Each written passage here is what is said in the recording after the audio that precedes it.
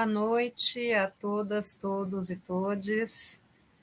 Bem-vindas, bem-vindos, bem-vindes ao Ouvindo Vozes.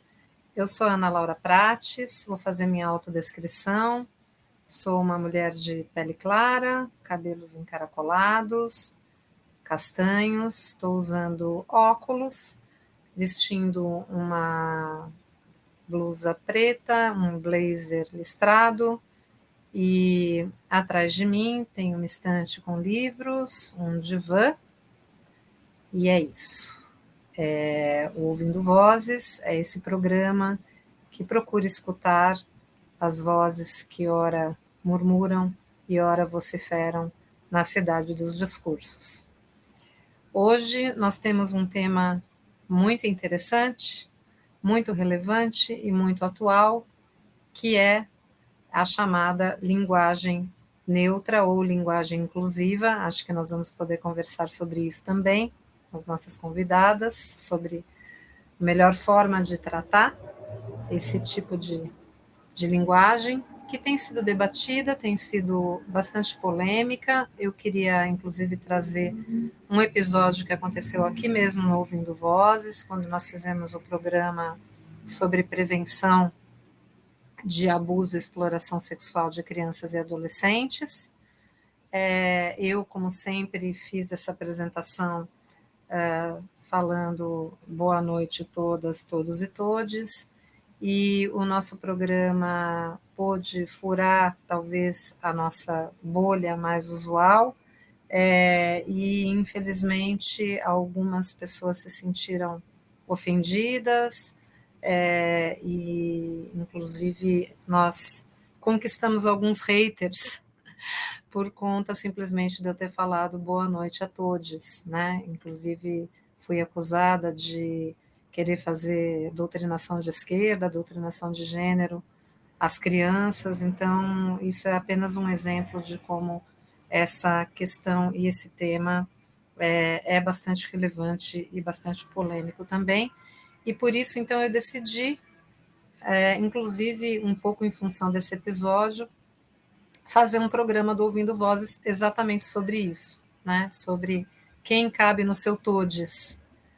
E, para isso, eu convidei duas mulheres incríveis que vêm trabalhando essa questão dos discursos.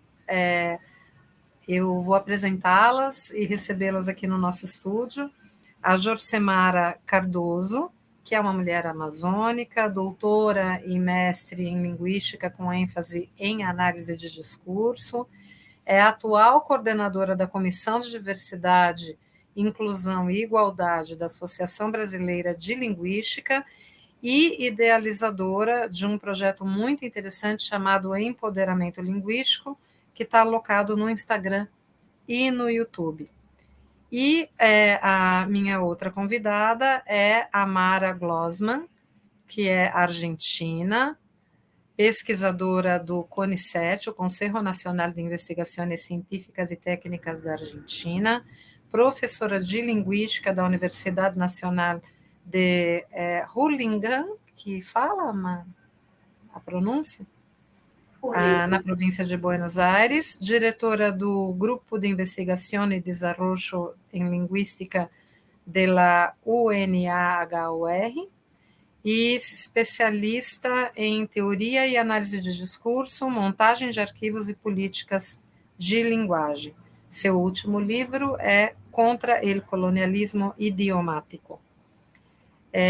Bem, então, estou muito contente de ter vocês duas aqui. E eu acho que a gente podia, talvez, abrir essa conversa, né, falando um pouco sobre o que é a linguagem neutra, qual é a história, né, desse debate, como isso surge, e em que estado atual nós estamos, talvez, assim, fazendo um panorama mais ou menos geral, né, não apenas aqui da América Latina, inclusive a Jorcemara atualmente está morando na Alemanha, também pode trazer notícias para a gente de como está essa questão na Europa. Mas assim, acho que a gente podia começar contando um pouco para quem não está tão familiarizado com o tema, né? Qual é a história desse debate? E como eu falei na própria apresentação, né? Será que a melhor maneira, né, de chamar os pronomes, né, inclusivos, digamos assim, né, é chamá-los de neutros? Qual é a questão também que envolve isso em termos do debate com as questões de gênero? Enfim, acho que a gente pode começar situando os nossos ouvintes em relação a isso e depois a gente vai trazendo outras questões. Quer começar, Josemara, que eu te apresentei primeiro, aí a gente vai na ordem aí da apresentação? Pode ser. O bom é que hoje nós temos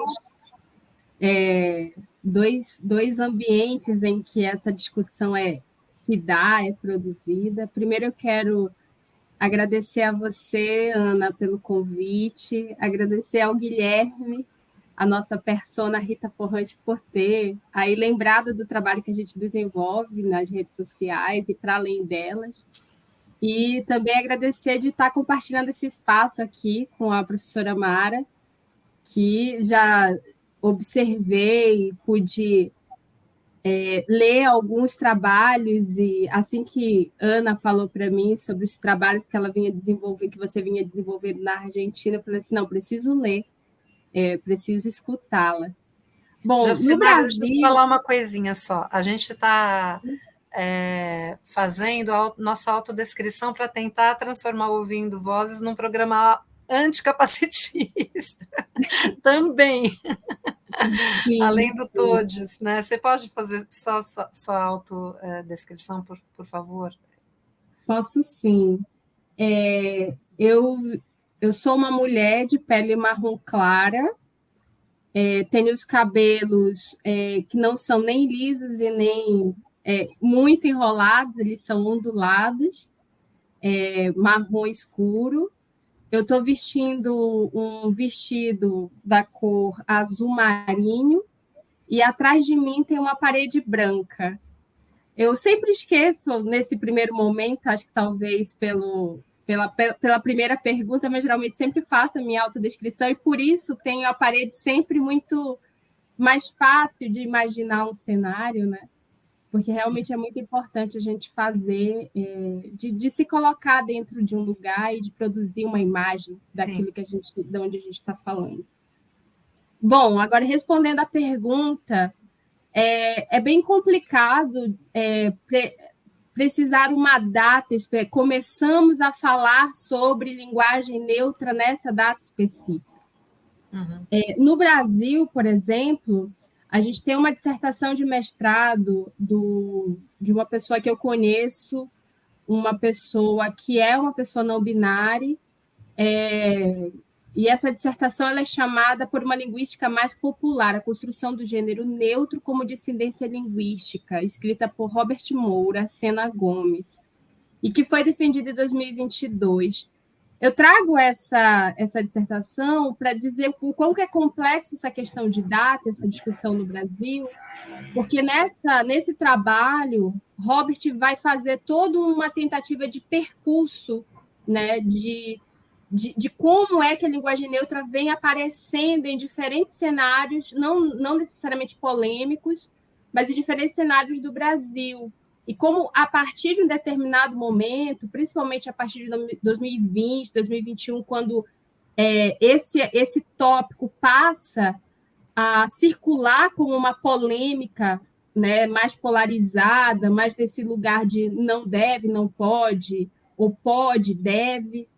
E ele vai mostrar, por exemplo, na década de 70 já existia uma discussão dentro da própria comunidade LGBT, principalmente dentro da comunidade trans, em a presença desse elo, por exemplo, né, a presença dessa identificação pelo pronome, de ela já circular dentro dessa comunidade, talvez não pensada de forma articulada como hoje a gente vê os sistemas sendo produzidos pela comunidade não binária, que a gente pode falar mais tarde. Então, no Brasil, a gente tem, nos últimos 3 anos, um debate muito mais acirrado sobre a questão da linguagem neutra, devido à questão da judicialização do uso dessa linguagem. Então, é a partir desse momento que passa-se a polemizar de uma forma, vamos dizer assim, mais nacional. Antes era polarizado em determinados contextos de uso, em determinados momentos, mas assim, acredito que a partir de 2020 a gente vai ter uma discussão mais acirrada, justamente pela tentativa de proibição dessa linguagem no Brasil em diferentes setores, especialmente nos setores institucionais mais jurídicos, políticos e dentro das escolas. Exatamente.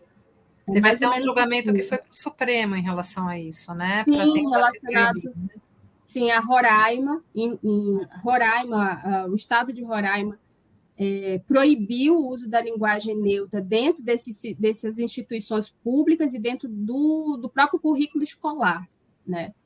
A linguagem neutra não poderia ser utilizada dentro do ambiente escolar, o que a gente vai ver, talvez Mara fale um pouco também sobre isso, do quão absurdo é pensar a proibição de pensar a linguagem dentro, por exemplo, do currículo de língua portuguesa ou de língua argentina, ou qualquer currículo de língua materna, ou mesmo de língua estrangeira, de pensar na proibição de pensar e refletir, estudar essa linguagem, né? Não de impor. Acho que diferente do território argentino, é importante colocar aqui que no Brasil não há, fora essas tentativas estaduais e municipais de tentativa de proibição dessa linguagem dentro das instituições públicas e escolares, a gente não tem uma lei federal, a gente não tem, como você mesmo acabou de dizer, Ana, a tentativa de colocar isso foi negada, foi retirada pelo Supremo Tribunal Federal, justamente porque o Supremo entendia que não cabe ao Estado legislar sobre questão de identidade e língua nesse sentido, sem que haja um debate público, né? Não cabe às esferas estaduais e municipais fazer esse tipo de proibição ou de alegar qualquer coisa relacionada a pode ou não pode dentro do currículo, mas sim a questão da União. Então, no Brasil, a gente não tem uma legislação nacional que proíba o uso da linguagem, assim como a gente não tem uma legislação que indique que possa se utilizar essa linguagem dentro de ambientes, principalmente oficiais ou da escola. Então, esse debate ainda está sendo produzido. Né? Sim. Mara, você quer falar um pouco, porque inclusive você participou, não é, na Argentina, da próprio debate em torno da questão da lei da linguagem inclusiva, não é? Eu acho que você podia contar um pouco para a gente como é que foi esse debate na Argentina, a que questões ele responde, né? Eu acho que a gente é importante a gente situar mesmo, né, os ouvintes em relação a isso, e aí depois acho que a gente pode entrar em outras questões, né, que envolvem também o debate atual, né? Isso. Então, boa tarde. Obrigada, Ana Laura. Prazer, Josimara. Eu vou falar assim, eu falo normalmente espanhol, tá? Então, mas você está falando super bem português. Vou tentar que seja compreensível, assim, mas pode acontecer eu esquecer alguma palavra ou estar procurando aí formas de expressão, falando precisamente disso, né? Eu vou fazer essa autodescrição breve. Eu sou uma pessoa, digamos, mulher, lésbica. Não sei se dá para ver isso, se tem a ver com a descrição, mas eu vou colocar aí. E eu tenho pele, acho que clara, cabelo curto, tipo encaracolado, cacheado, né? Eu estou vestindo assim, com roupas vermelhas, óculos vermelhos também. E eu tenho atrás, estou numa parte da minha casa que é para trabalhar, né? Então eu tenho atrás biblioteca, livros com os quais eu trabalho e alguma outra coisa aí dando voltas também na parede.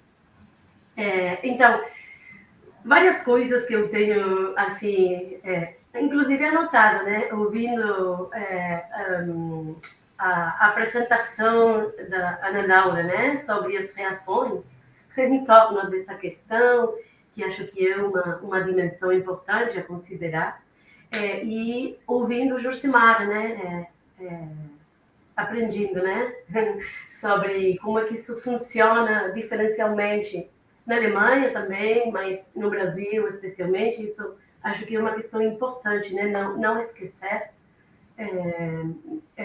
as especificidades, né, do espaço que não é só territorial, mas histórico, como é que as questões gerais da linguagem, das línguas, das identidades são significadas historicamente, né, na formação, onde esses discursos sobre a linguagem estão hoje em circulação.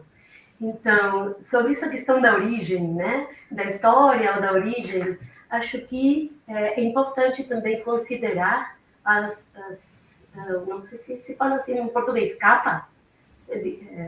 As camadas. Camadas, essa é a palavra. Muito obrigada, né? As camadas também históricas, porque é uma questão que eu acho que é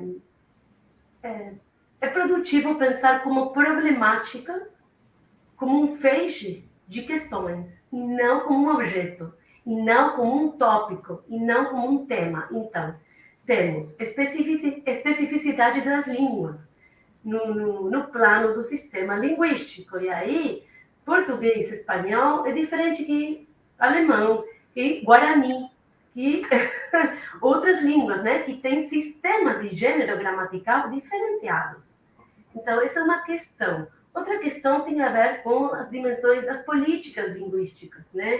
Quem pode intervir, como que isso se faz, tanto proibições como promoções, instrumentos linguísticos, metalinguísticos, né? Que falam sobre as línguas, e também instrumentos de política de línguas, formas de intervenção sobre questões linguísticas, que é uma dimensão diferenciada desde o meu olhar. Eu sei que tem perspectivas, né, heterogêneas sobre essa questão, mas que é outra dimensão, que o que tem a ver com a especificidade gramatical do sistema linguístico. Por exemplo, o Guarani não tem marca de gênero, não tem sistema de gênero na gramática.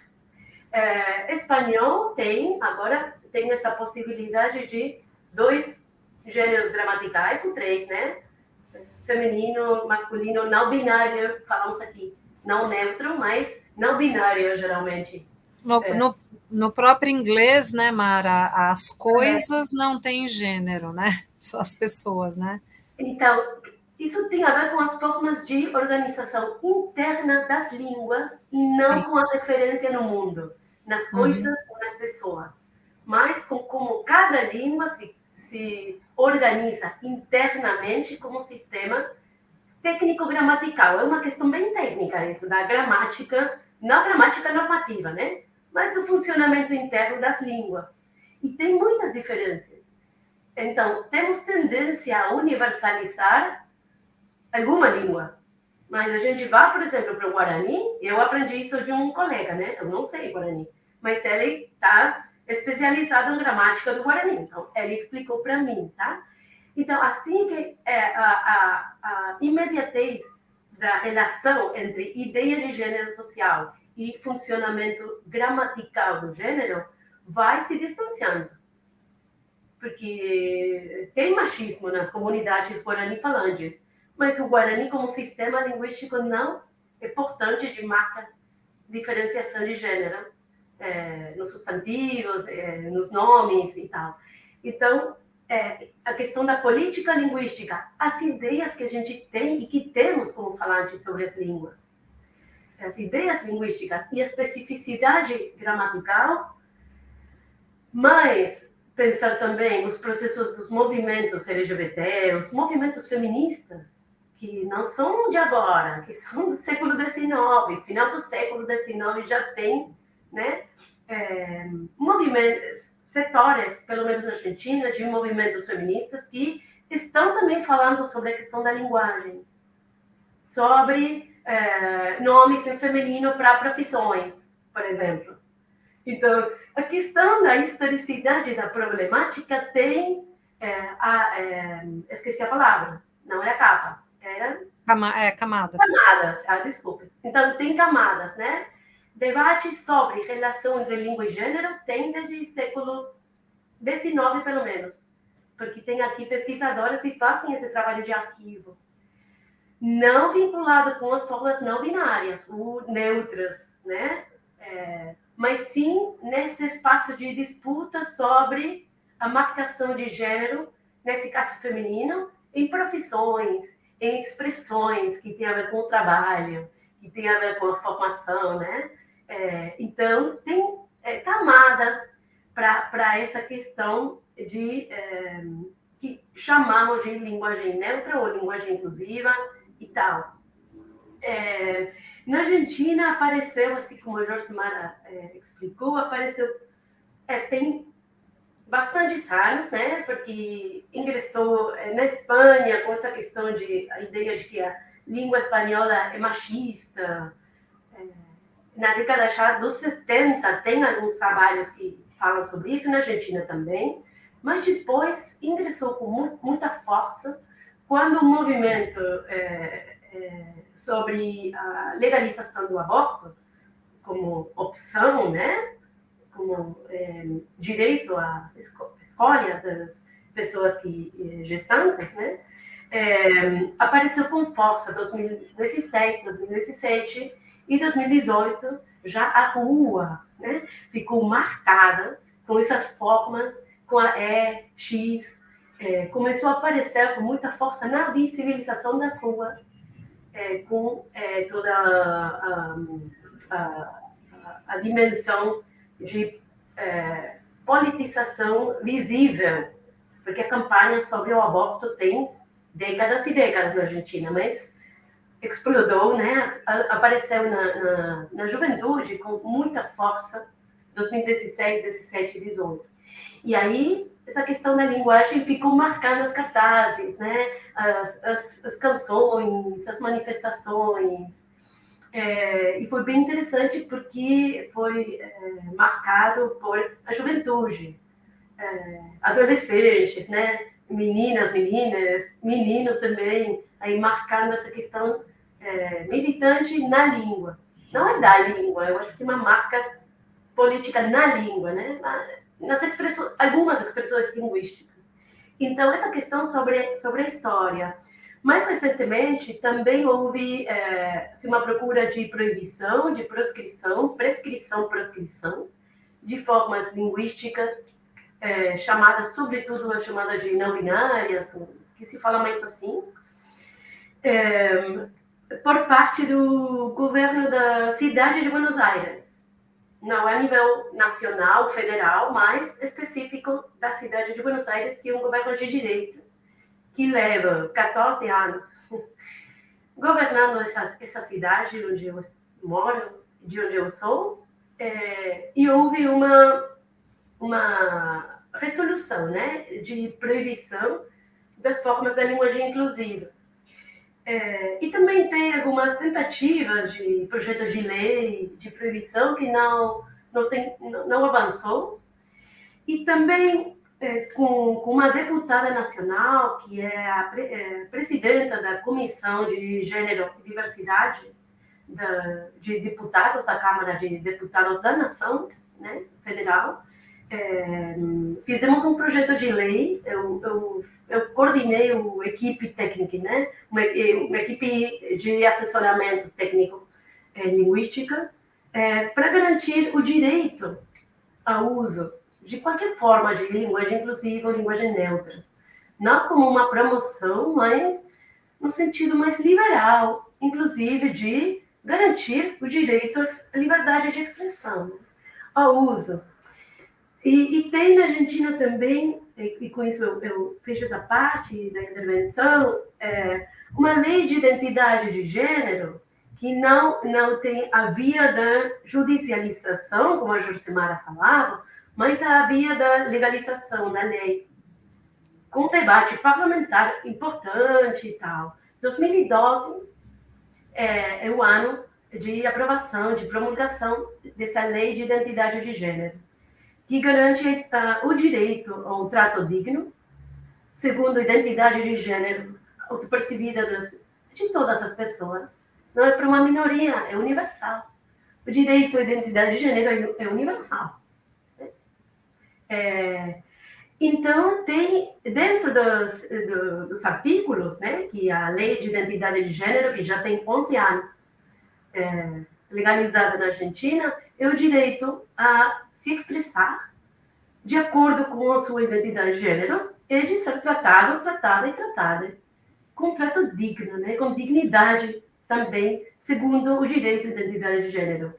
Então, qualquer tentativa de proibição vai contra a lei, na verdade.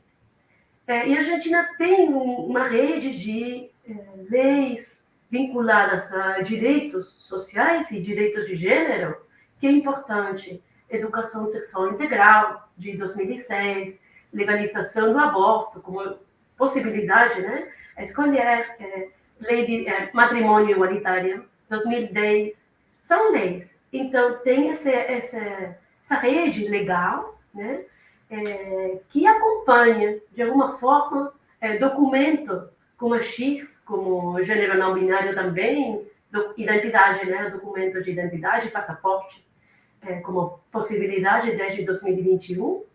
E isso faz com que a questão da linguagem inclusiva seja um ponto numa rede, um nó, numa rede que dá sustento, né, essas posições sobre a questão da identidade de gênero como um direito universal. Não sei se, assim... Sim, eu acho que vocês introduziram bem o tema. Eu queria colocar uma questão que eu acho bem relevante, gente, que é o seguinte: eu acho mais compreensível, assim, quando a gente encontra uma resistência à linguagem inclusiva, né, e ao gênero neutro por parte dessas esferas mais conservadoras da sociedade que, infelizmente, nos últimos tempos, parece que saíram do armário, né? E a gente observou no mundo inteiro, mas especificamente aqui no Brasil, com muita força durante os 4 anos do governo anterior, esse discurso conservador, esse discurso religioso, e que, inclusive, criou toda essa ideia equivocada de que a educação que na verdade visa, como inclusive a gente debateu aqui no Ouvindo Vozes, né, a prevenção de abusos, quer dizer, a gente sabe que claramente quanto mais educação sexual nas escolas, quanto mais acesso à informação as crianças têm, mais elas estão protegidas, inclusive, em relação à exploração, a abuso sexual e etc. Mas há essa inversão de modo a criar essa expressão, que inclusive se refere a algo que não existe, que é a ideologia de gênero, e que haveria uma promoção de uma erotização precoce das crianças, uma doutrinação das crianças, e isso ganhou muita força, que as pessoas ficaram com muito medo. Vocês sabem que nas eleições, inclusive, houve essa fake news, né, envolvendo o candidato Fernando Haddad, de que ele estaria promovendo kit gay nas escolas, etc., né? E foi muito forte isso. Mas é mais compreensível, digamos assim, a gente acompanhar essa resistência dessa parcela da população que, ou por desinformação ou por má fé, né, considerariam que a linguagem neutra seria uma imposição, sendo que vocês estão justamente destacando que é o contrário, é praticamente um discurso liberal, né? A gente está falando, advogando em favor da liberdade de expressão, é quase que o contrário, né? Inclusive, não deveria nem ser considerado algo de esquerda, né? Algo seria aceitável nas democracias liberais, justamente, né? Mas eu acho menos compreensível, e esse que é o ponto que eu queria trazer aqui para a gente conversar, quando a gente ouve parcelas, assim, né, e às vezes até colegas, né, vocês trabalham com a questão da linguagem pela via da linguística, eu pela via da psicanálise, né, temos isso em comum, e a gente vê, às vezes, seja companheiros, né, pessoas próximas que podem ser, né, colocadas aí no que a gente chama de uma maneira bem ampla de campo progressista, né? E mesmo pessoas que trabalham com a linguagem criticando, né, a linguagem inclusiva ou a linguagem neutra como se fosse assim, uma espécie de atentado à língua, né? Isso eu acho assim mais me chama mais atenção, assim, né? Então eu acho tão importante a gente falar disso porque a língua é uma coisa viva, né? E inclusive existem várias manifestações de gênero neutro já na nossa língua, né? Eu sempre uso o exemplo do você, né? Em português, eu não sei se o vos em espanhol também corresponderia a isso, mas o você, na verdade, era um pronome de tratamento, né? Não era uma forma de tratamento, era vós me se, né? Não era nem um pronome, né?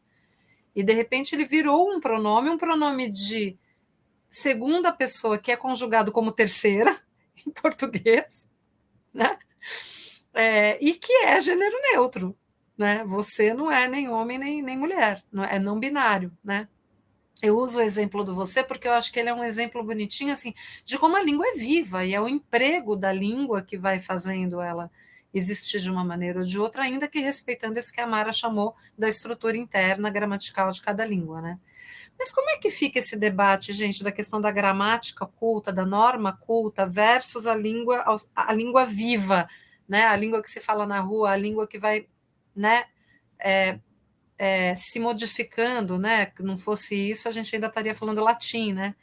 Não teria nem diferença entre espanhol e português. Então, como que é isso, né? Assim, por que as pessoas se apegam tanto como se fosse um atentado à língua, né? Que conceito é esse que as pessoas têm? Assim, parece um pouco ingênuo de língua como um sistema fixo, né? E como se a linguagem neutra estaria ameaçando de alguma maneira a integridade da língua, né? Eu acho importante a gente falar um pouco sobre isso também, né? Posso? Por favor. Acho que você tocou num ponto que realmente é muito caro para mim, sobre essas questões que eu venho produzindo nos últimos 10 anos, mais ou menos, o quanto que a língua constitui a gente como sujeito, como sociedade. Mara também é da parte da análise do discurso materialista, então sabe o quanto que é importante a gente pensar que existe uma diferença muito grande entre natural e naturalizado, né? Você também, Ana. Acredito que tudo isso que você coloca chama muito a nossa atenção. Não sei como se dá no campo do território argentino, mas nas polêmicas produzidas dentro do Brasil sobre linguagem neutra, me parece que se nos argumentos que aparecem contra essa linguagem, é menos um argumento relacionado à questão de gênero em si, isso é camuflado, isso fica velado, né? Isso não está visível, óbvio, aparente. E o que aparece como estrutura desse argumento é justamente isso: é um assassinato da língua, é contra a normativa, existe uma língua padrão, o masculino genérico já abrange tudo. Então, veja, eu quero chamar a atenção aqui que os argumentos utilizados por pessoas de diferentes setores e espectros ideológicos da sociedade, muitas vezes são os mesmos. A língua está sendo assassinada porque isso não existe. E para mim isso é muito interessante, porque isso está assentado dentro de uma ideia que foi normalizada sobre a língua, de que língua é gramática normativa. Isso. E de que essa língua, mesmo ela sendo plural, eu tenho, como falante, total consciência, muitas vezes, ainda que inconsciente, de que a língua é plural. Como falante, mesmo inconsciente, essas mesmas pessoas elas não falam das mesmas formas em diferentes setores e espaços em que elas ocupam na sociedade. Quando atuam como professoras, quando atuam dentro de um ambiente, conversando com os amigos, quando vão fazer um ato representativo da sua categoria, ou quando estão conversando com seus filhos, com seus pais, com seu esposo, com seu namorado. Perceba que é uma questão histórica e discursiva. Histórico porque não é de agora, é uma questão construída no tempo, né? Em diferentes momentos da história se olhou para a língua de diferentes formas, mas discursiva nesse sentido que se produz sobre esse significante língua algo extremamente estático, que língua é X, e retira todo o caráter político, histórico, Exato. discursivo, ideológico que está nessa língua e que produz essa língua e o que essa língua vai produzir. Então, acho que no Brasil, quando eu observo os cenários e tal, e a gente faz esses estudos, Robert e eu estamos fazendo um estudo sobre isso que a gente pretende publicar, já fizemos alguns cursos para falar sobre isso, e também levamos isso para a Olimpíada Brasileira de Linguística, que pela primeira vez teve algo mais voltado para pensar a língua dentro do setor discursivo, e um dos primeiros projetos foi pensar, levar esses alunos que estão lá dentro da escola, do terceiro ano do ensino médio, segundo ano do ensino médio, fazer com que essas crianças, essas jovens pessoas, começassem a perceber a língua para além ou aquém da sua estrutura. Pensar língua como essa produção discursiva. Então, acredito que está muito ligado nessa questão no Brasil, menos linguística. Acho que no Brasil a gente tem uma discussão em que o linguístico é utilizado como subterfúgio, mas não é uma questão linguística que está em pauta. Dentro desse setor mais da doxa, dentro desse setor da discussão da opinião pública, e principalmente daquilo que circula dentro da mídia nacional, é menos linguístico e mais relacionado a essa questão do que esse uso potencializa dentro da nossa sociedade. Permitir que use-se, todes, juntes, que se faça esse tipo de uso da linguagem dentro de ambientes institucionais, dentro de ambientes que circulam na mídia nacional, e essas pessoas, ao permitirem isso, conscientemente ou não, talvez elas pensem que elas estão abrindo espaço para que esse grupo, que historicamente silenciado, passe a falar e passe a ter voz e vez. E eu, dependendo do meu espectro ideológico, cis heteronormativo, se ele vai definir quem eu sou, se eu vejo um mundo binarista dessa forma, só existem sexo masculino e feminino, eu não quero permitir isso. Porque isso quebra uma realidade que eu sou construída desde criança. Então, eu vou utilizar da língua, da norma, do padrão, do normal, para dizer o seguinte: não sou contra você. Eu sou contra essa linguagem que não está na regra. Então, observe que é bem complexo esse jogo, e eu sou total de acordo relacionado nessa questão, né? O debate público sobre linguagem neutra é menos linguístico e mais histórico, discursivo, mais relacionado a essa questão de gênero, né? E o que isso denuncia, torna visível, corrói dentro dessas relações que foram naturalizadas sempre pela essa base cis heteronormativa. Eu vou passar já a palavra para a Mara. Eu só queria fazer uma observação que eu achei muito importante isso que você falou, né, Jorcemara, do quanto às vezes o machismo ele vem travestido, né, de uma questão técnica, quer dizer, porque os defensores da tradicional família, do patriarcado, eles falam de uma maneira mais explícita, né? Agora, aqueles que talvez não queiram se reconhecer, né, como talvez tão programados, né, por esse discurso binário quanto os outros, né, mas que não gostariam de reconhecer que o sejam ou que não reconhecem, né, precisam, né, transformar isso num debate técnico. Eu me lembro e achei importante a Mara ter falado isso, do quanto historicamente isso remete lá ao século XIX pela via das feministas. Aqui, quando a presidenta Dilma foi eleita e queria ser chamada de presidenta, houve toda uma polêmica também, E o debate se travestiu também de um debate da gramática normativa, né? Se existia ou não existia a palavra presidenta na língua brasileira, na língua portuguesa brasileira. Então é muito curioso como muitas vezes isso vem camuflado mesmo, assim, de uma discussão técnica, né? É importante isso que você está falando. O que você acha, Mara, desse ponto? Meu Deus, é bem complexo isso. Porque toca a questão do imaginário.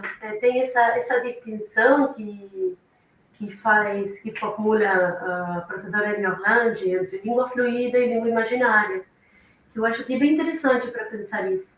E toca também a questão isso, né? Uma imagem de língua e também uma imagem de gramática. Porque a gente tende a pensar que a gramática é normativa, mas não.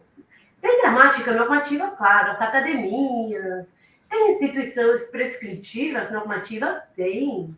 Para o espanhol, tem a Real Academia Espanhola, tem academias locais, né, nacionais, né, na Argentina e tal. Mas a gramática, em termos científicos, é a caracterização do funcionamento dos elementos do sistema linguístico de uma língua. Uma língua, uma variedade linguística, uma língua com as suas heterogeneidades, inclusive, né? As variações.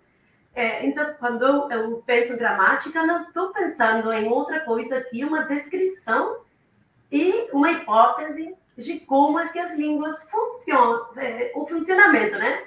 Por exemplo, dos verbos, dos tempos verbais, a concordância, eu não sei se tem caso, se não tem caso. Tem questões, propriedades gramaticais, né? No sentido bem técnico, bem descritivo, não prescritivo, não normativo. Então, eu acho que isso é importante também diferenciar, porque não tem gramática contra discurso, gramática contra política. Não tem essa, desde o meu olhar, essas são questões mais que de gramática, de política prescritiva sobre a língua. Isso é outra coisa. A gramática prescritiva das instituições prescritivas que têm uma finalidade diferente que é a da pesquisa, por exemplo, né? A pesquisa é bem complexo. Eu estou, assim, nem sei se eu concordo com isso que eu estou aqui dizendo, mas eu acho que é importante, assim, problematizar o olhar moral, a moralização da questão linguística, a prescrição, inclusive a promoção.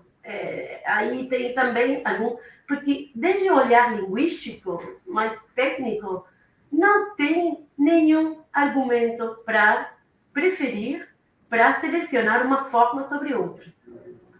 Nem a forma não binária, nem a forma binária, não tem.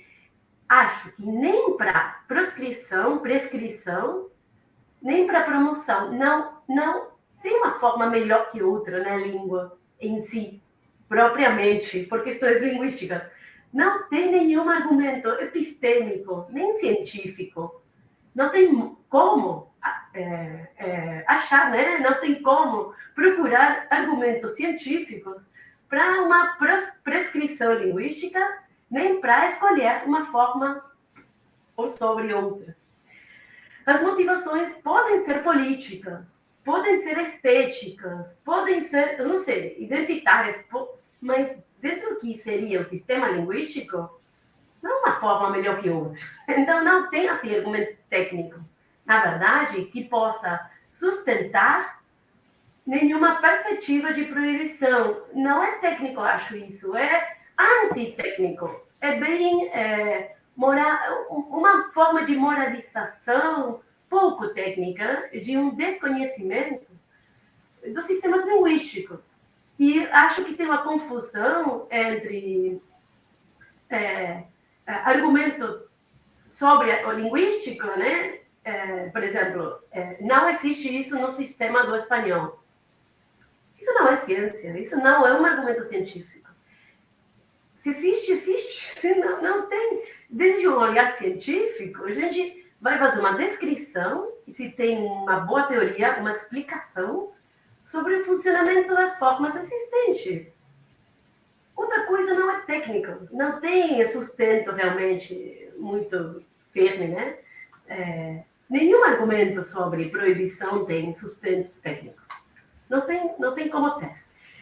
Então, eu acho que isso é uma questão importante. Também tem pessoas que têm eu não chamaria de resistência, mas de uma posição conservadora. Tem posições reacionárias, né? Mas da direita explícita e tal. Eu tento pular a palavra resistência para falar só isso, porque acho que resistência tem outra tradição, né? Tem outra circulação de sentido. Mas tem uma diferenciação entre essa reação, mas bem racionária, né? A reação contra o movimento de direitos, de ampliação de direitos, e o que seriam discursos conservadores sobre o funcionamento da língua. Porque temos bem internalizado, por causa do funcionamento dos aparelhos do Estado, a escola, a família, a mídia, isso se fala bem, isso não se fala bem. Então, a ideia de que a língua pode ser deformada, malograda, ou que a língua pode ser, assim, ficar suja, né, com usos e tal, é uma ideia que todas as pessoas que passaram pelas instituições estatais temos quase naturalizado. Não se fala assim, se fala assim. Isso está bem, isso está mal. Uma ideia moralizante sobre as formas linguísticas, que também não tem muito sustento científico, mas que existe como mecanismo de subjetivação e de vinculação entre cidadania e língua, e línguas, e linguagem. Então, acho que isso também é, entre aspas, normal, né? Porque faz parte da sociedade, da forma com a qual o Estado, desde o século XVIII, XIX e tal, foi se vinculando com o funcionamento das línguas, incorporação da educação linguística na cidadania. Então, temos super internalizado uma ideia de uma articulação quase natural entre língua e moral, entre o que a língua já tem formas corretas, incorretas, isso está bem, isso está mal. Isso vai além da discussão sobre linguagem neutra. E isso tem nós, em mim, em vocês, em todas, né? Porque todas e todas, porque somos, sim, fazemos parte subjetivamente dessa sociedade. Então, tem aí reações que eu acho que são de conservação quase espontânea. Não, gente, eu fui na escola, eu aprendi que tem formas corretas, formas incorretas. Não, o que eu sei sobre a língua. Tem aí um livro de Milner, O Amor, né, L'Amour de la Langue, o amor para a língua e da língua. O amor em português é o amor da língua, do Jean-Claude Milner, né? Isso. Então, tem aí essa ideia de que as pessoas ficam malucas por causa da língua. E que o purista não é mais que quem ama demais a língua e não quer que a língua mude. Então, eu coloco isso um pouco como piada, mas também para pensar, para diferenciações entre o que seria um discurso e uma política reacionária, realmente, abertamente reacionária em termos políticos, o que seria uma resistência, que eu acho que é nossa, a resistência para uma resistência e uma insistência para a ampliação de direitos, também no que toca à linguagem, e um espaço mais conservador, que, claro, que se mistura, que habita em nós, e que tem como uma tendência a uma conservação das formas linguísticas, como se fosse natural. E aí, onde a gente tem capacidade explicativa para esse diálogo, para a escuta, para falar, né? A ideia que a língua fica malograda, fica deformada, não sei se a palavra em português também, que fica suja até, né? Com essas formas que não são internas da língua, isso não existe propriamente desde os sistemas linguísticos. Se a forma existe, existe. Tá bom. Cientificamente não tem, nem é bom nem é ruim, existe. A gente não fala se a gravidade é boa ou ruim. Existe a lei, tá bom. A gente vai descrever, né? Mas também saber que os discursos normativos sobre a língua, que vão moralizando a língua, fazem parte da nossa sociedade. E são questões, acho, diferenciadas. Como é que a língua funciona e os discursos sobre a língua, as ideias sobre a língua. Então, essas diferenciações poderiam ajudar a abrir discussões, conversas, para não ficar marcando com o dedo assim, sinalando, né? Você fala assim, você é de direita. Você fala assim, você é inclusivo, você é exclusivo. Porque a gente fica, acho, numa rede fechada, né? De sentidos. Então, compreender também quem está tentando conservar o que sabe sobre a língua, o que aprendeu na escola. Eu fui na escola, eu acho que isso está bem, isso está bom. E é compreensível essa sensação de não querer perder o que a gente tem, o que a gente aprendeu, o que tem uma valoração, né? Eu sei falar correto, me deixa com isso. Então, acho que isso faz parte também da construção de cidadania nos Estados modernos, né? Essa relação naturalizadamente normativa e moralizada sobre a língua e a linguagem. Ana, se você me permite, só queria... Claro, por favor. Eu concordo totalmente com a Mara, essa questão do imaginário que a gente tem sobre língua, a própria constituição do que vai ser esse significante, nessa ideia de língua que a gente vai ter ao ouvir língua portuguesa, por exemplo, ou língua espanhola. Mas acredito que a gente possa também acrescentar nesses lugares aí que a Mara traz, coisas tão importantes quanto que o que essa língua está espelhando. Não é qualquer coisa que incomoda. Isso. É a pergunta que acho que Mara traz muito bem na sua fala, que quando se usa o subterfúgio de um termo técnico, aqui, Mara, no Brasil, eu falo aqui, como se eu estivesse no Brasil. Eu me sinto no Brasil o tempo todo. No Brasil, as principais leis que circularam, elas traziam como um dos argumentos um texto publicado na década de 50, se eu não me engano, de 60, do Joaquim Matoso Câmara, que é considerado o pai da linguística no Brasil, né? E nesse texto ele vai articular, pensando aí a língua na sua estrutura, ele vai dizer que na língua portuguesa o gênero neutro passa a ser o masculino e que o feminino seria aquele que vai variar, né? É a variação do gênero. E isso é um argumento técnico trazido para tentar vamos dizer assim, ter como base, colocar como base de que existe isso na linguística. A linguística pensa desse jeito como se a linguística fosse só uma fotografia de um tempo, né? E não uma ciência que muda justamente a partir do momento que a gente está imerso nesse mundo, né? A gente é justamente aquilo que é a nossa sociedade e o tempo que a gente está inserido. A ciência não é diferente, né? A ciência ela não é intocável nem transcendental. Ela não está em algum lugar e a gente encontra. A ciência ela é uma produção também, né? Ela é uma construção. Então, acho que só trazer essa pergunta, né? Porque muitas vezes as pessoas usam esse argumento da língua, esse falso argumento, ainda que seja o imaginário ou o técnico, mas não se pergunta o que incomoda. Você mesmo trouxe no início, Ana. Você não incomoda. Não vejo ninguém reclamar a palavra você ter saído da sua categoria gramatical de pronome de tratamento para pronome pessoal do caso reto, na gramática da língua falada no português falado. Né? E ainda declinado em terceira pessoa, sendo que é um pronome segundo. Incomodou o voz, o pronome, incomodou muito todo o século XX. Tinha páginas e páginas contra o uso do voz, porque era informal, era vulgar, não era educado como tu.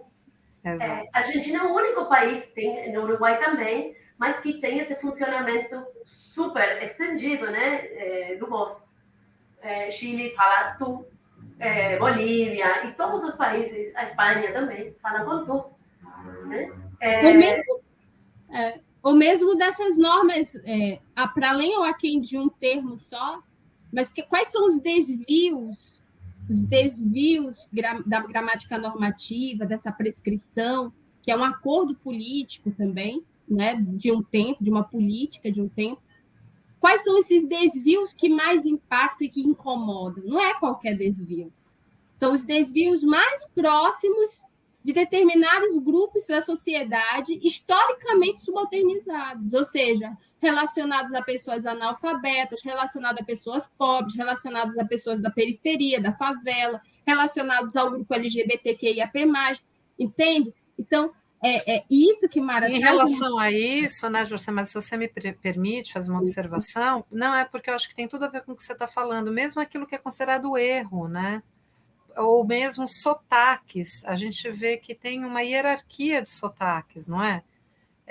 Nas próprias produções culturais, assim, pegando o caso do Brasil, as novelas, o sotaque que é falado nas novelas, ou o sotaque do Nordeste, por exemplo, aparece sempre de uma maneira caricatural, ou mesmo dentro do estado de São Paulo, o sotaque que é considerado típico remete ao sotaque de uma certa classe social. Então, são ideias que remetem a uma certa ideologia, eu diria, assim, agora falando mais como psicanalista e tentando interpretar isso quase como um sintoma, porque eu achei importante essa diferença que a Mara faz entre o reacionário e o conservador, né? Mas talvez a gente precisasse interpretar o conservador também. Acho que isso que a Josemara está dizendo, quer dizer, não é qualquer conservadorismo, né? É um conservadorismo que também, de alguma maneira, é ideológico, porque existe uma coisa um pouco também ingênua de achar que a linguagem reflete o pensamento, né? Mas a gente sabe que a linguagem, sob a forma do discurso, ela cria uma realidade também, não é só que ela é um reflexo, não é? De um sistema de pensamento. O discurso racista cria o racismo, né? O discurso binário cria, né, realidades, vamos dizer assim, né, de gênero. Então, é muito interessante, né, até a Mara ter citado o Milner, que é um linguista que conversa muito com Lacan, né, com a psicanálise.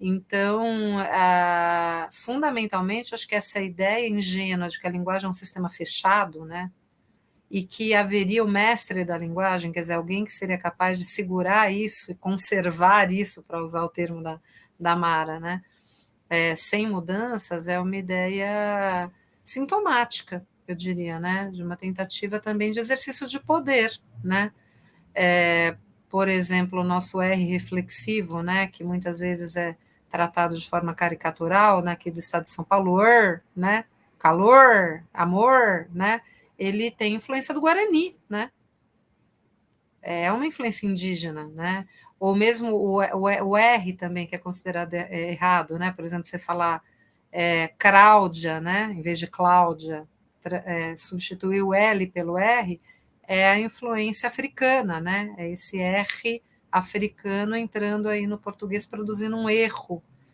de pronúncia, digamos assim, né. Então, de fato, o discurso não é sem as relações de poder que estão colocadas na sociedade, né? Nesse sentido, digamos, não há linguagem neutra, né? Não no sentido que nós estamos falando, mas nenhuma linguagem é neutra, né? Ela sempre está, de alguma maneira, veiculando aí uma certa relação de poder, né? Acho, Ana Laura, aí que as aspas são bem importantes, porque as aspas do erro. O erro, entre aspas, exatamente. As aspas do erro, né? O erro das aspas. Né? Claro. De sentidos, porque desde a linguística, desde o olhar técnico, propriamente, não existe a ideia de erro. Exato. Na linguística não tem erro. Tem formas linguísticas formadas, né? Então, a gente vai, isso, né? Descrever e explicar como é que isso funciona. Mas não tem erro. A ideia do erro não é muito científica, na verdade, muito epistêmica, na verdade. Eu sei que é polêmica, assim, desde um olhar materialista, histórico, que eu estou falando, um pouco cientificista. Mas assim, eu acho que no presente não é ruim pensar em termos científicos e uma diferenciação entre o que tem um sustento epistêmico, científico, que não tem. Porque agora estamos vivendo na época de fake news, um monte de coisas. Então, trazer a fundamentação científica, teórica, descritiva, é também uma intervenção política, claro, nessas condições atuais do nosso presente. Então, a ideia de erro não tem fundamentação epistêmica nenhuma. exatamente. E não vai ter, porque não tem como conseguir isso. Não é uma argumentação científica. E compreender isso é importante, mas se tem a ideia de erro que pode ser estudada por nós, como é que essas ideias, esses discursos metalinguísticos normativos foram se constituindo na relação com processos de estratificação social, processos de tensões raciais, processos de também, né, de relações de gênero desiguais, né? Então, como foram significadas essas formas linguísticas desde uma formação discursiva específica. Mas desde a língua, propriamente, não tem erro. Não é científico, é ideológico mesmo, né? Acho. Sim. Minhas caras, infelizmente nós chegamos aqui ao final da nossa conversa, pelo menos aqui nesse espaço. Espero que a gente continue a conversa sempre, muito importante, foi muito bom ouvir vocês.